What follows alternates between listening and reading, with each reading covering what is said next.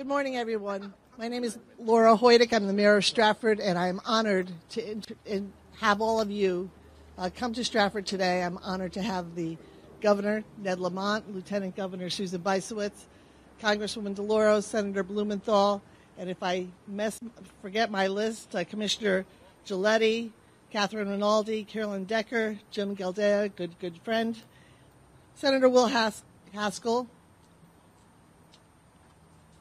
Senator Kevin Kelly, Representative Roland Lamar, Representative Joe Gresco, and I'm probably going to forget somebody else, Representative Nicole Deitria. There you are.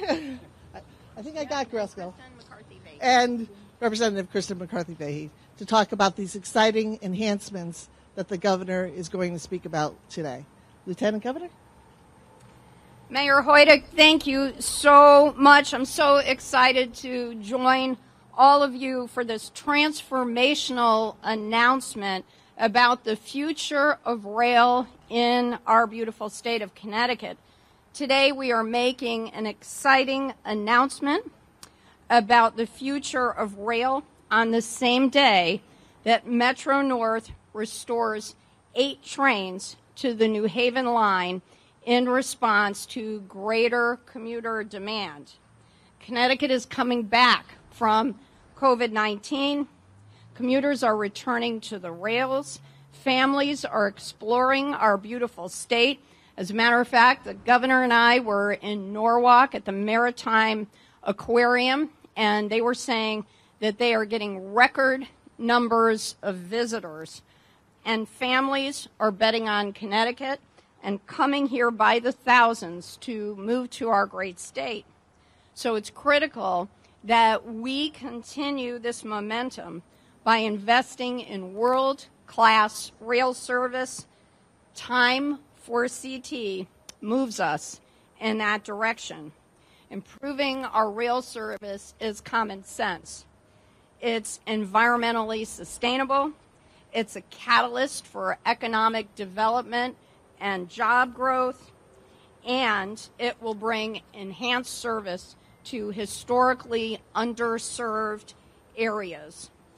This proposal is also going to create 45,000 good-paying jobs in our community. Gentlemen, we want to see the jobs, jobs, jobs.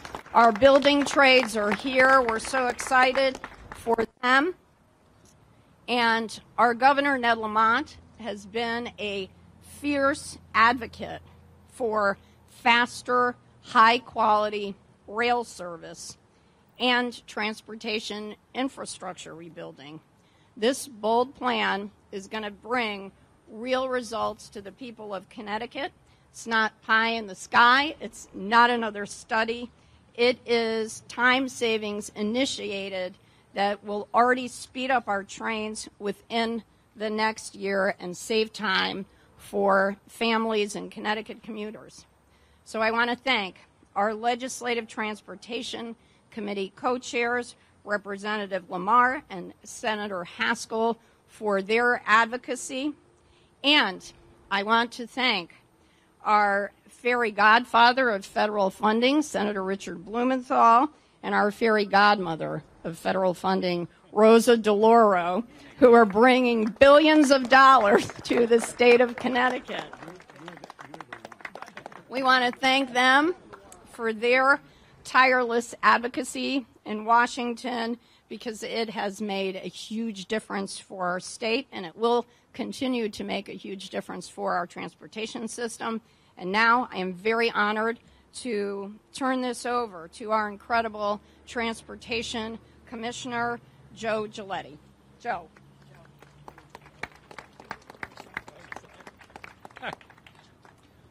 Well, thank you very much to the Lieutenant Governor Bysiewicz, to Governor Lamont, Senator Blumenthal, Congresswoman DeLauro, Transportation Committee co-chairs, Senator Haskell and Representative Roland Lamar, and a special thanks to the Connecticut DOT team as well as to the Amtrak and Metro North teams.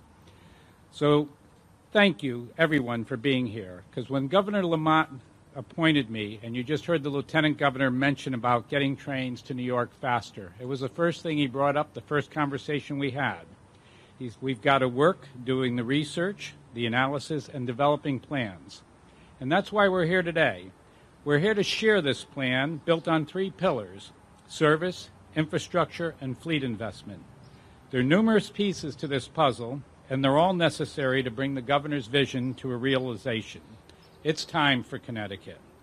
We're grateful to Governor Lamont, who has kept the pressure on, limited in terms of how grateful we are for all that pressure. We're thankful to our partners who are essential in moving this forward.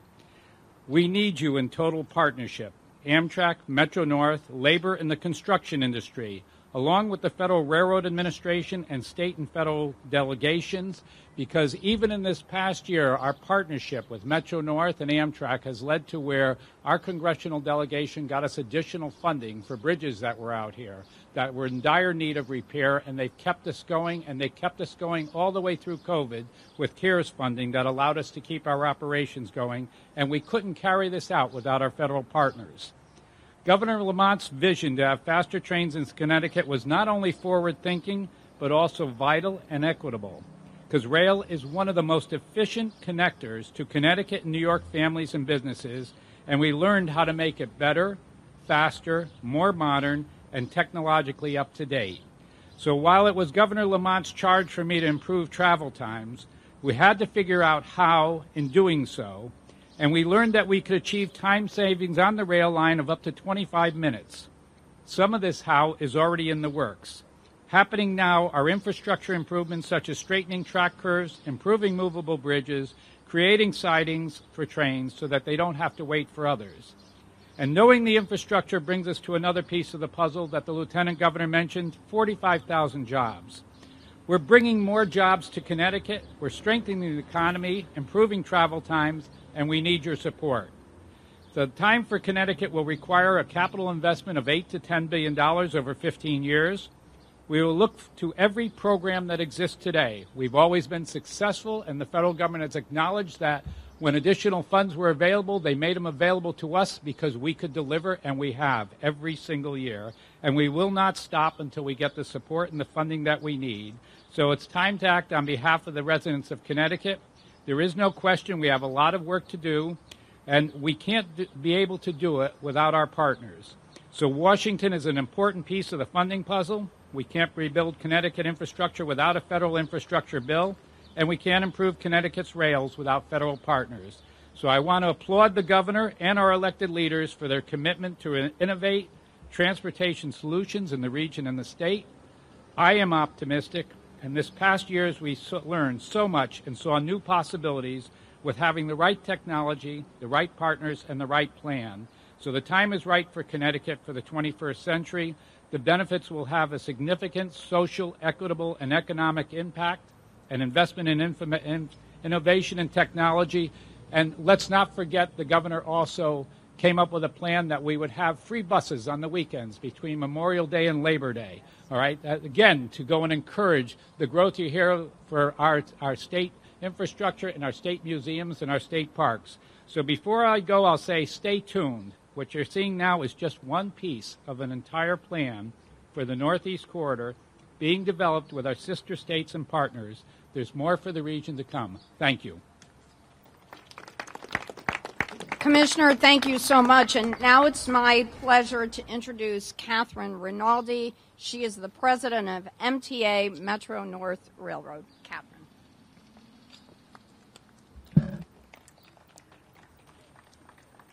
Good morning, everybody, and thank you for having me here today. My name is Catherine Rinaldi. I'm the president of Metro-North Railroad. I'm so happy to have been invited to this wonderful event and proud to be here today with you to share my support for this transformative plan for faster rides within the state of Connecticut. Our ridership at Metro-North has been steadily returning since the spring. And today, as the Lieutenant Governor noted, we implemented a service increase with another more significant service increase set to take place in August. And now, with so many of our riders returning, we have a unique opportunity to move ahead with time for Connecticut and deliver real results for commuters around the state by increasing service to New York and by cutting commutes by up to 25 minutes.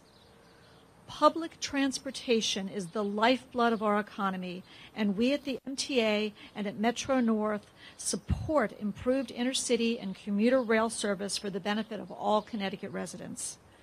Time for Connecticut is exactly what we need to promote economic growth that will see us through the pandemic recovery and will set the state up for success for decades to come. There are climate benefits at play here as well. More frequent and faster rail service will get people out of their cars, reducing highway congestion and greenhouse gas emissions at the same time. We need to get this done and funded now. I look forward to working with our partners at the State of Connecticut Department of Transportation and Amtrak on this promising proposal, and I thank the Governor for his leadership on this very important issue. Thank you so much for having me here today.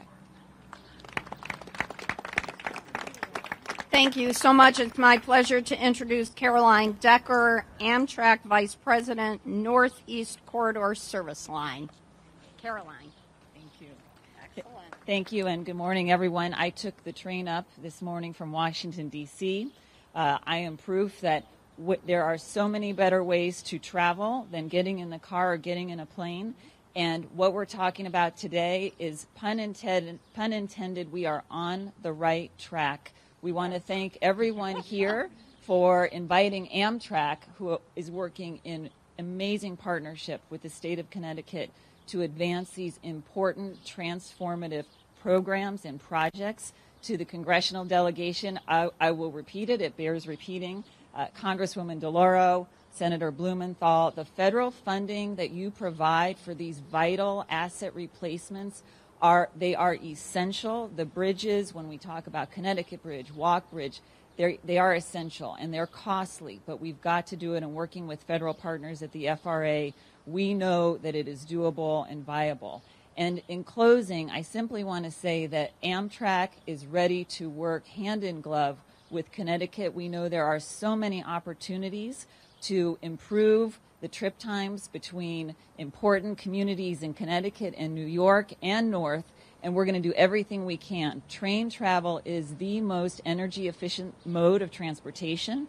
In addition to creating jobs, we can fight the climate challenge. This is the best way to decarbonize travel, so let's do it. Thank you, and thank you very much. Thank you, Caroline. Next, I'd like to introduce Jim Gildea, Chair of the Connecticut Commuter Rail Council. Jim. Hi, everybody. How you doing today? So I'm very excited to be here because I am a boots-in-the-ground real rail commuter. Not only do I take one line, I take two lines. I take the Waterbury line, and then I take the New Haven line. So I get it.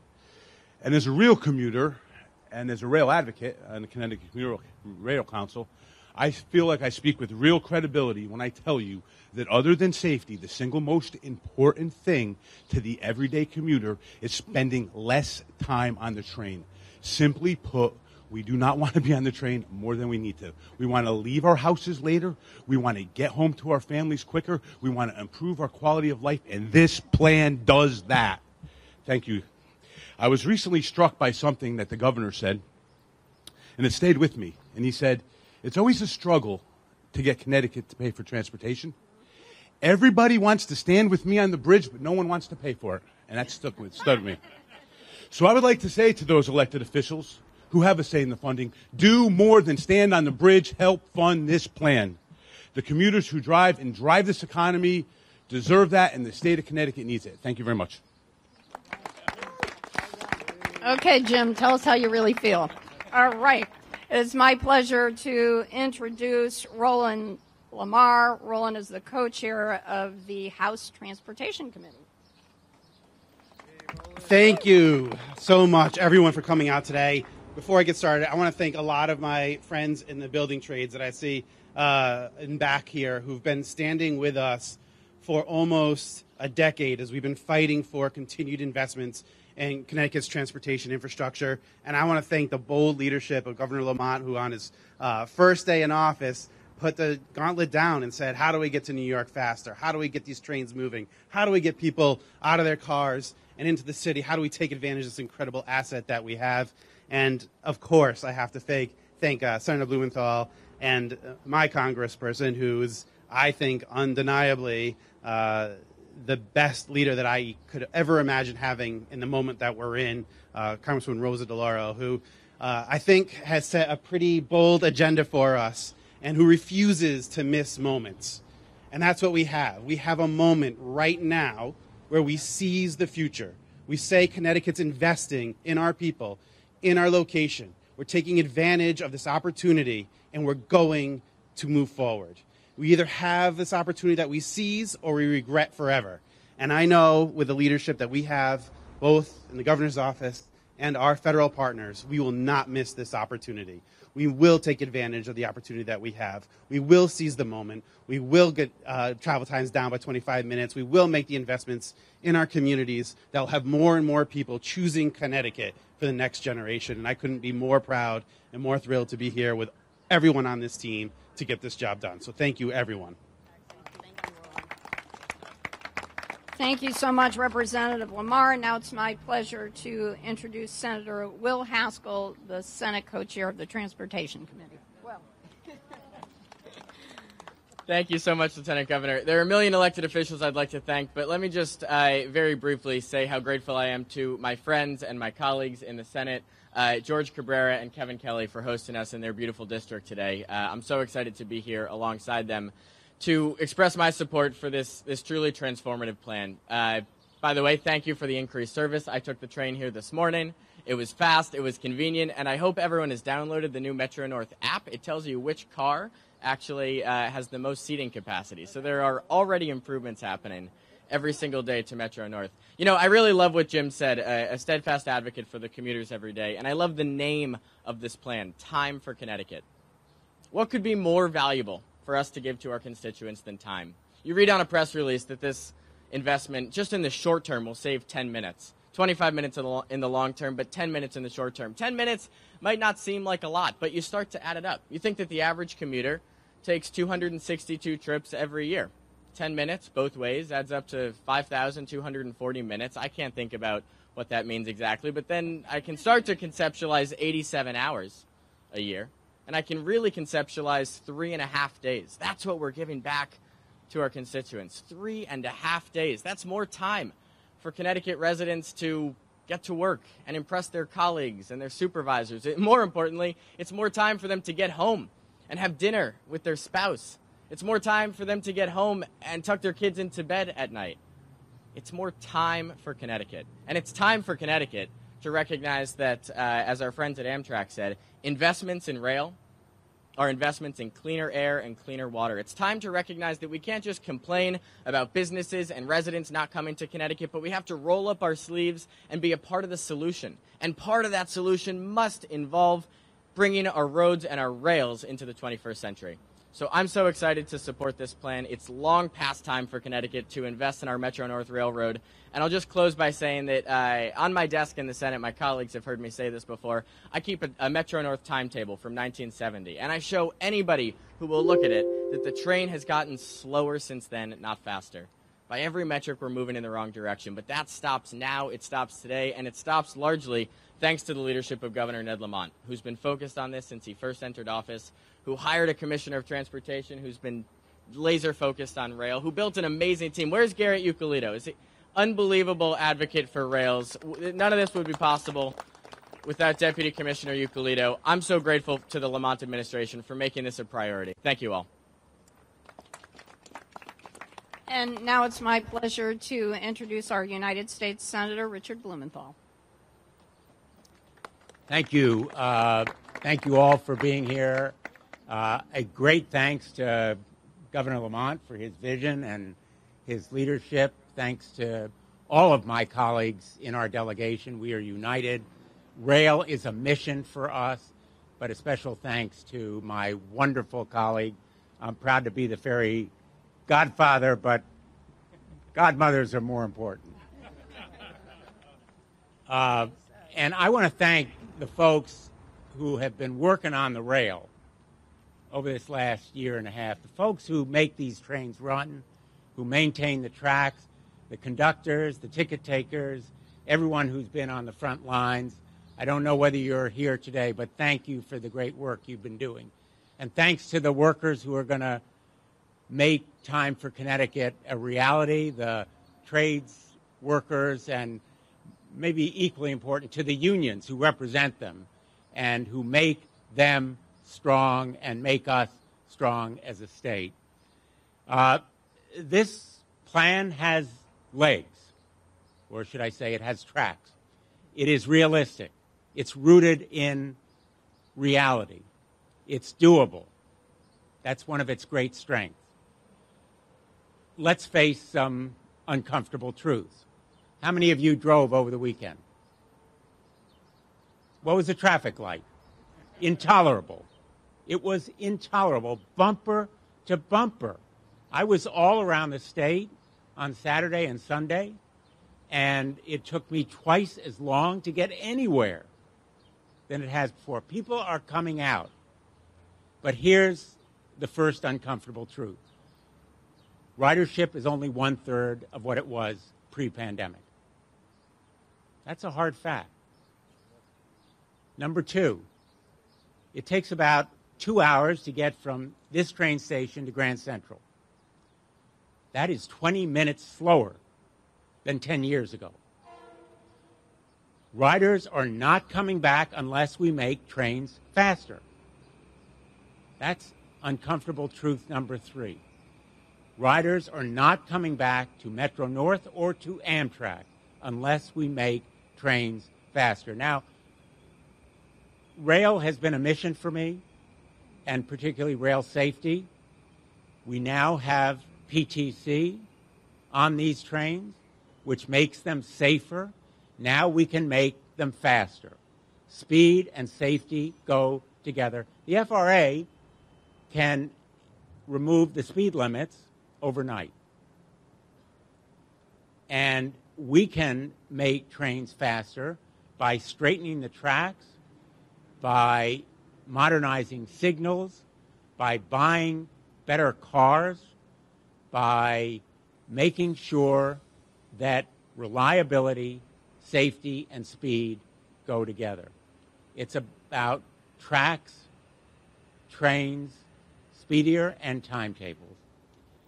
So here is another uncomfortable truth, and I'm going to anticipate some of the questions. Who's paying? Right? The federal government should pay for rail in the Northeast Corridor, more than it has and more than it is planning right now. We need a massive, bold infrastructure program, bigger and better than what we're seeing right now, emerging as a likely bipartisan plan. The House infrastructure plan does far better than what the Senate is planning right now. And we need two Joes, Joe Biden, Joe Manchin, to get behind it. Joe Giulietti. And Joe Giulietti is going to persuade both of them. No pressure, Joe. But actually, we all need to persuade them because every state has rail. Literally, every state has rail, and it's all interconnected. If the Hudson Tunnel collapses, if the Walk Bridge in Norwalk collapses, if the Connecticut River Bridge collapses, rail goes down throughout the coast of the United States. Northeast is all linked and interconnected with the rest of the country. So we need to use the Surface Transportation Investment Act that was passed by the Commerce Committee just last Wednesday, improve on it when it goes to the floor. We need to fight and fight hard because it will be a pitched battle to get this plan done and to get this money to Connecticut. I'm very proud that we have great allies here. We're firmly united, and we're going to get it done. Thank you. Thank you, Senator. And as almost all of the speakers have alluded to, we are at a critical moment as the federal infrastructure plan is being worked on and finalized we couldn't have a better leader representing Connecticut and our country than Rosa DeLauro, our great Congresswoman, who is the chair of the Appropriations Committee, Madam Fairy Godmother. And the Senator is right. Your godmother is so much more important. Thank you. Thank you, Lieutenant Governor. What a joy to be here today. Look, I love trains. I really do. You don't know this about me. I took a train for 4 years from New Haven to Milford to go to Laurelton Hall every single morning. Now, the conductors didn't, were a little crazed with these young women who were just making a lot of noise. But I take the train. I will be on this afternoon, Caroline, and I pass back and forth from Washington to New Haven twice a week. And it really is. And I say to you, Governor, thank you. Thank you for what you, the priorities that you have made with regard to this. There we go. Here we go. All right. And if you ever come to my house, to which you're all welcome, there is on the ceiling in our kitchen a train that goes around. I do love trains. But I want to just say, if you look around here this morning, what a great partnership. It is local, state, federal government coming together to move us forward. And it is about fast train service for the state of Connecticut. And it is about, as the Lieutenant Governor said, jobs, jobs, jobs. And it is infrastructure that creates jobs, and jobs that cannot be outsourced anywhere else. So it is a great moment for us, $8 to $10 billion, necessary down payment for higher speed rail throughout our state. I plan to fight for this effort as chair of the Appropriations Committee to make sure that we are getting the high-speed rail that the people of this state deserve, in partnership with Amtrak, Metro North, and as the commissioner said, it's based on 3 critical pillars: service, infrastructure, and fleet. This is about time savings as soon as 2022. We need to recognize now the importance of investing in high-speed rail. I have been working with the groups that advocate for more rail investment for the Northeast Corridor to ensure that the federal dollars make it to Connecticut and fund high-speed rail projects across New England, projects like this. Let me just mention to you that with the administration, transformational American Rescue Plan, $1.9 trillion package. It invests in transit system, $30 billion for transit agencies across the country to prevent, prepare, and respond to the continued threat of the pandemic. $1.7 billion to keep Amtrak fully operational through the end of 2021, ending worker furloughs and restoring service.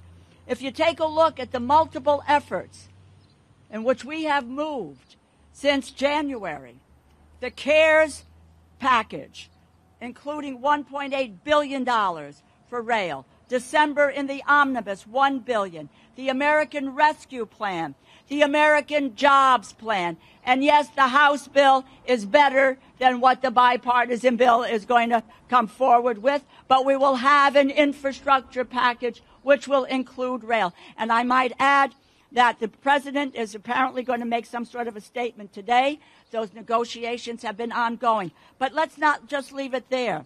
You've got the president's budget, $88 billion. You've got the surface transportation bill. You've got the appropriations for 2021 and the appropriations bill for 2022, all by way of saying that there is an understanding of how critically important rail service is, making sure that Amtrak, Metro North, and are doing what we need to do in terms of high-speed rail. And believe me, if the Europeans can do it and have high-speed rail, we certainly can do it in this country, for sure. So let me just conclude by saying to you that this is a once-in-a-generation investment. It's now time. We can't go back.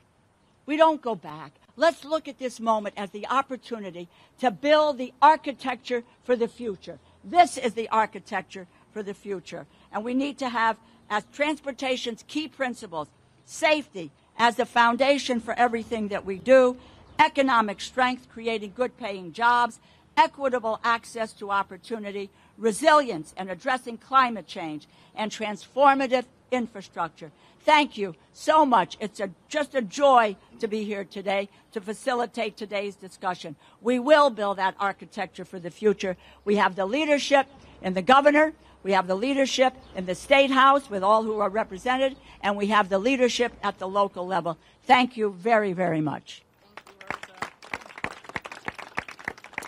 Thank you so much, Congresswoman. And, you know, it takes tremendous tenacity to keep supporting investments in our transportation infrastructure, which everybody loves, but nobody wants to pay for. And our Governor, Ned Lamont, has just been out there advocating fiercely for this since he took office. My partner in government, Ned Lamont. Hey, good morning, everybody. I kind of like what you said, Jim. We're sort of practical guys. I mean, the world is littered with 30-year plans, and we'll figure out how to pay for it later. And Joe Giulietti has a plan. He has a strategy. He knows how to speed things up. And I said, that's great. What can we do next year? What can we show? I want to show people progress. I want to show them we're able to make a difference. And a lot of it's not flashy, but he tells me, you know, it comes from New Haven, Stratford, on down the line. This is what we can do in straightening out the tracks. This is what we can do with signalization. A little more time. This is what we can do with our bridges. This is how you take 10 minutes off and then 15 minutes off. But it starts today, and we can make a difference tomorrow by starting today. And you're right, there's no such thing as free high-speed rail. And so I want to really thank our godparents here, and Dick and Rosa. Keep inspiring us, letting us know that the resources are there, if we can pay our fair share, and we can continue this track to progress. And Roland and Will, thank you for stepping up and making sure that Connecticut can pay its share, and we don't have to sit back as these amazing federal resources, this once-in-a-lifetime opportunity, we don't let it go to waste.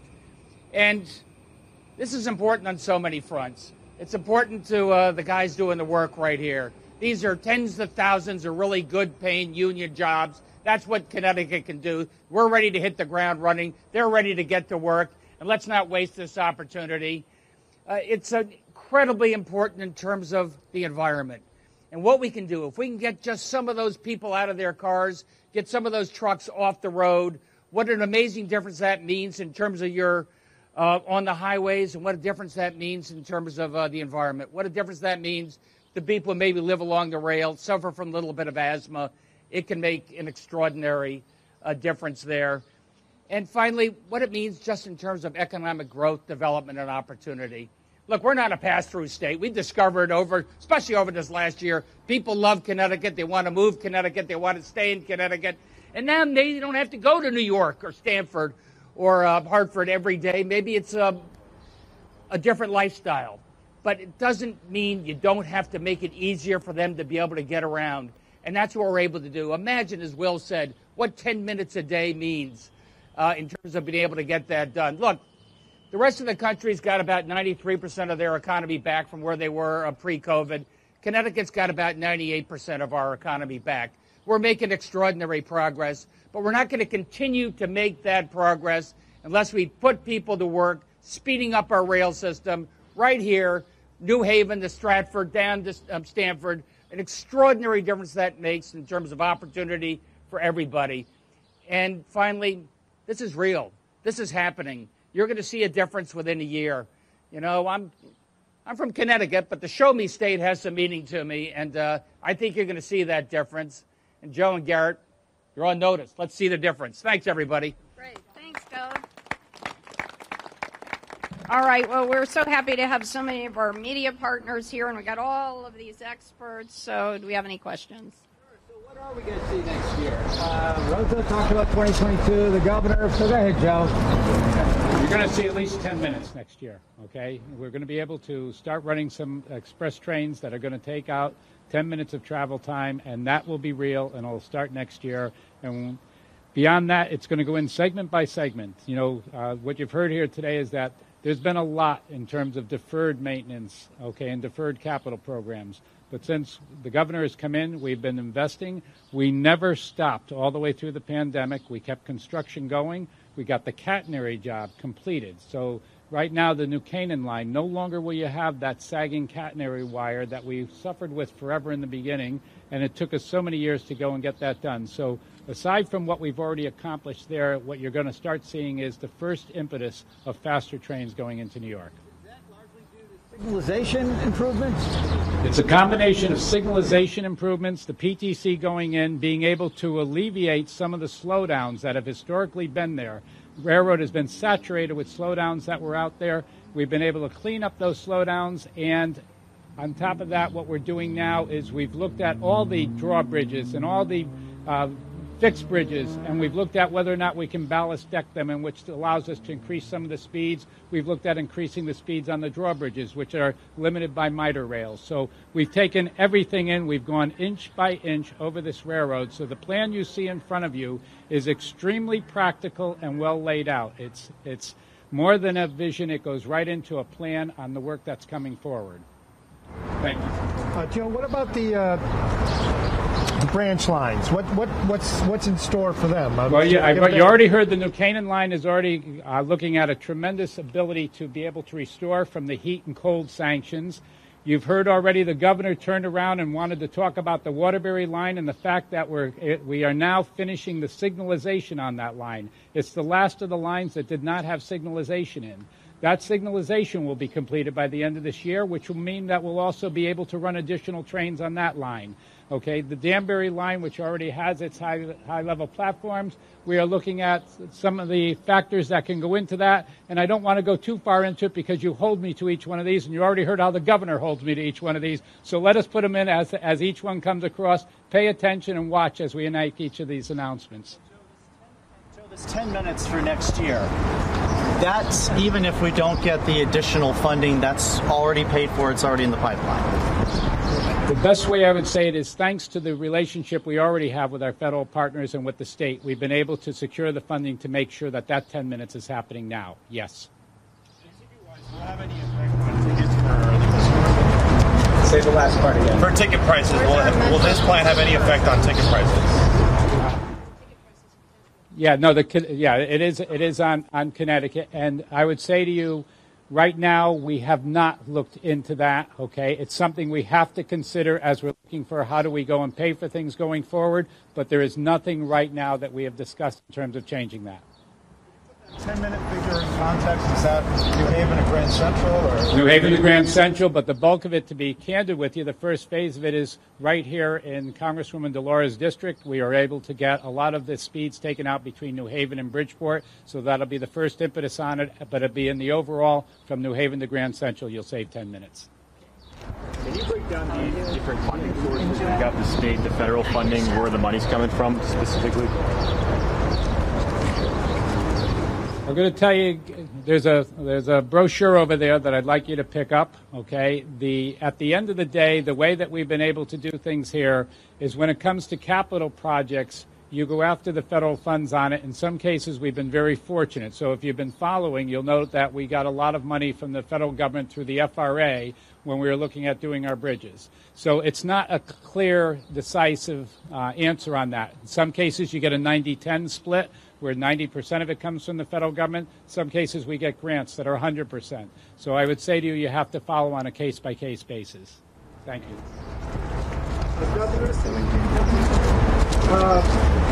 Just wondering in terms of the financing, that was part of the issue with tolls. We were going to raise money, and then we're going to be able to use this money to leverage federal highway and rail loans.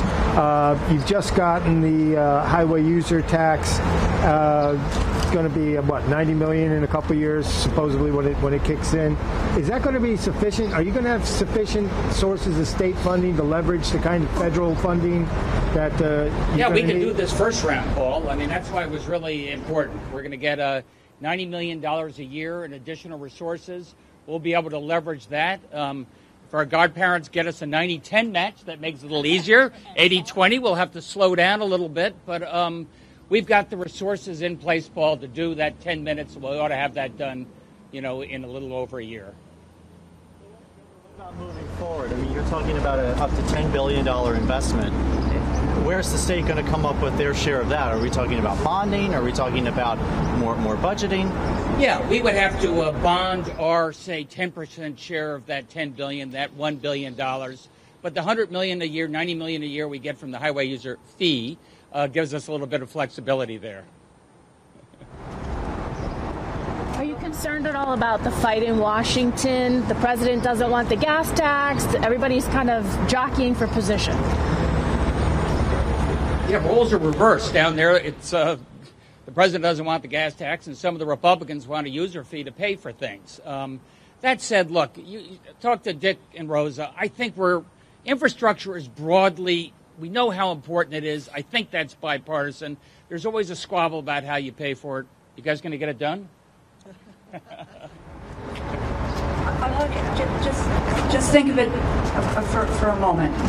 When I read off the litany of what the federal government's commitment was to transportation, to rail, to infrastructure, going back to last year in December with an omnibus bill, prior to that looking at the CARES packages, and now with the American Rescue Plan with a sizable amount of money, and that money is beginning to flow to the states, etc. Now, the jobs piece is a very, very big piece, and there is commitment to infrastructure. We will work out the details of this, but critically important in all of this, and in the midst of this, it gets complex. You've got a surface transportation bill, which increases funding. That is up for amendment this coming week.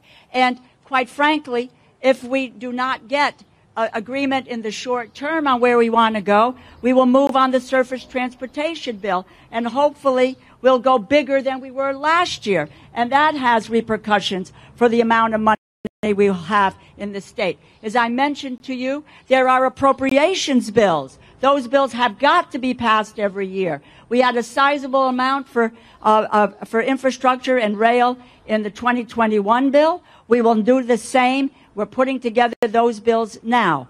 So, yes, there will be, bumps, et cetera, along the road. But I believe that there is a serious commitment all of the way around for infrastructure, because the realization is that it is an economic driver. It creates jobs, and it creates the much-needed services that our citizens need to move forward. I think that, the president on how to pay for it has laid out some very realistic principles. A minimum corporate tax, but no tax increase for anybody earning more than $400,000, which means no user fees and no heightened gas tax. And that's why he's opposed to it, and I'm opposed to it. So I think that a combination of minimum corporate taxes and maybe some increases in capital gains for people earning more than $400,000 is a major way that it will be funded. But I think right now the important point is to agree on the investment. It's not spending, it's not funding, it's investment in our future. And if we don't invest now, we're going to pay a lot more later. Governor, you've been on the political scene in Connecticut a long time. I've been here covering this state for 40 years this week. I feel like I've been here before. Like, help me convince people that are reading what I write that this is any different from the 50 other times that we've heard this. Because we, first of all, as Commissioner Giulietti said, this 10 minutes out of the 25 that we're getting is already invested in and paid for. And second, we have this transformational opportunity that we haven't seen in at least 5 or 6 decades to get federal infrastructure dollars. And thirdly, we've already received, as Congresswoman DeLauro was pointing out, money toward that effort from the various federal acts that have already been passed and are being funded. And fourthly, I'll say, there were a lot of people who doubted we'd get online gaming and Gaming reform done. Yeah, it was complicated. It took a couple of years. And same thing with marijuana. The tough stuff takes a while to sort out, but we're on track. We have a plan. And for the first time, we already have and will be receiving major federal dollars to do this. That's up to the Commissioner on Consumer Protection. You know, No Dan, smoking. Let's not minimize that there has been progress, right? Over 40 years. Trains are safer today because we have positive train control, which took a while to get. Now we need to make them faster. And the difference is, and I understand, you know, no one is more realistically skeptical than the road warriors who ride these trains, with good reason. But this plan is really grounded in reality. It's not some fantasy land extravaganza. It's not a 20-year vision. It's 2022. We're going to take 10 minutes off your trip, even more, 25 minutes by 2025. It's a timetable. You can hold them and all of us accountable. I just wanted to say this to you. Where have you been before where you're talking about a successive federal commitment to dealing with infrastructure and rail and doing things for Amtrak and Metro North and for the Stratford to Bridgeport piece here? I don't know of. Most recently, we heard a lot about infrastructure. There was Infrastructure Week, 1 week, then another week was Infrastructure Week, and never did we get to anywhere with regard to infrastructure. We are now getting somewhere with regard to infrastructure. The senator pointed out progress, and the progress is there. And the dollars are there as well for the states and our local communities to be able to take advantage of it. I'm not usually a guy who would talk, but I would just invite you to Derby or the Waterbury line. When you see the 4 passing sidings that are complete, they're going to call, yes, that's now going to call for increased service. That's real boots in the ground improvement that this administration is seeing to the end and putting trains in. So I just tell you as a commuter, I don't really share that pessimism. I see some good things that have happened, and I'm convinced. Anybody else have any other questions? The bridge here in Stratford is one of the first bridges that's going to get repaired, right? The bridge here in Stratford is one of the first bridges that's going to get repaired. Norwalk is under construction right now. You're right that Devon will be the next one that we've got to go and look at, and we're looking at a multiple of options on it. Beautiful. And then, Yeah, you're looking for the work? Yes, there's going to be a lot of work here. I'm looking for the extension of the platform. Oh, okay. And Dan, I'll just say that soon you'll be able to do sports betting on your phone while you're on the train. Thanks, everybody.